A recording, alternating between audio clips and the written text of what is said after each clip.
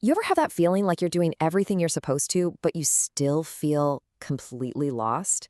Well, that's exactly what we're diving into today. The all too real quarter life crisis. Let's get into it.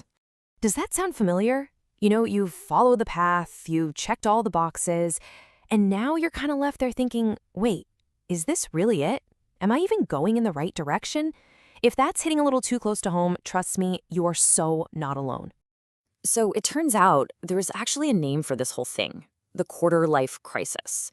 It's officially defined as this period of intense insecurity and doubt about all the big stuff, your job, your relationships, your money. And this isn't just a bad mood, it's a real, legitimate developmental challenge. And just how common is it? You might be wondering, okay, but is it just me? Well, get this. Studies show that up to 70% of people in their 30s say they've gone through it. 70. So let's be super clear. If you're feeling this, it is incredibly normal. Okay, so to really get a handle on this, we first have to understand what this crisis actually looks and feels like on the ground. It tends to pop up in one of two main ways. This breakdown is so helpful. On one side, you have that locked-in feeling. You're trapped in a job or a relationship that you know deep down isn't right for you. But on the other side, there's the locked-out feeling, where you just can't seem to get your foot in the door to start the life you actually want. Does one of those just jump out at you? But why now? Why does it feel like this thing is hitting young adults so much harder than ever before? Well, a huge piece of the puzzle comes down to some uniquely modern pressures.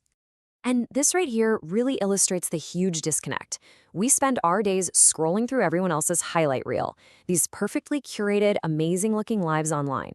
But then you look up from your phone, and the reality for so many of us is crushing student debt, a super competitive job market, and just this deep underlying anxiety.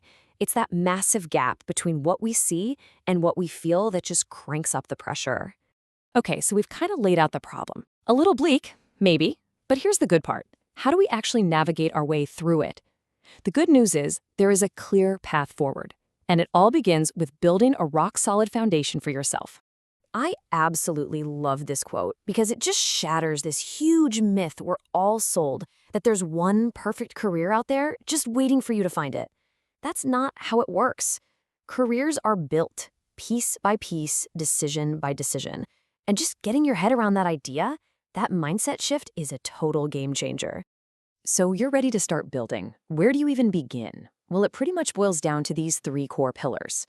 First, getting skills that are actually marketable, that people will pay you for. Second, building a real, genuine network. And third, getting a handle on your finances. These three things are the absolute bedrock of a stable career.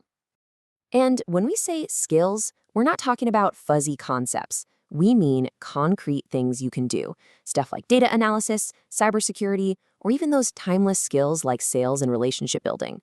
The key here isn't just knowing about this stuff. It's being able to actually do it. And pillar number 2, networking. I know, when you hear that word, you probably cringe, thinking of awkward events and forced conversations. But that's not what we're talking about. Real networking is just about building authentic relationships. It's listening, it's offering help where you can, and it's playing the long game with those connections. That's what really opens doors.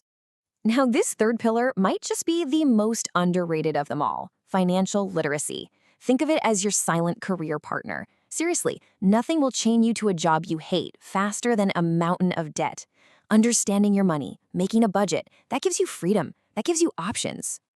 Okay, so you're laying the bricks for your foundation. Awesome. But building is only half the battle. The other half is knowing what not to do, learning how to spot the common traps that can completely derail all your hard work. There's this fantastic book, The Defining Decade, that just absolutely nails this whole experience. It asks a question that gets right to the very heart of the anxiety that so many of us feel at this time. And the answer it gives, well, it's incredibly insightful. The book points out a few massive pitfalls: putting off big decisions, settling for situations that are just good enough, and this is a huge one, neglecting your own personal development. See the theme there? It's all about being passive when you really need to be proactive. This basically summarizes it perfectly. Stop chasing that perfect job.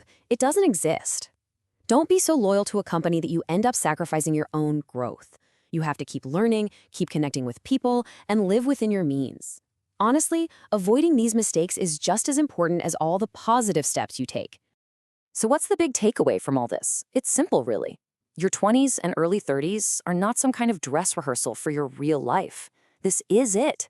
This is the critical time when you are laying the foundation for everything that comes next. The choices you make right now have this outsized, amplified impact on your future. And it really all comes down to this. This is your defining decade. It's not a period to just get through, it's a period of immense opportunity to grow and create. So the question isn't about finding yourself. The real question is, what are you going to actively decide to build?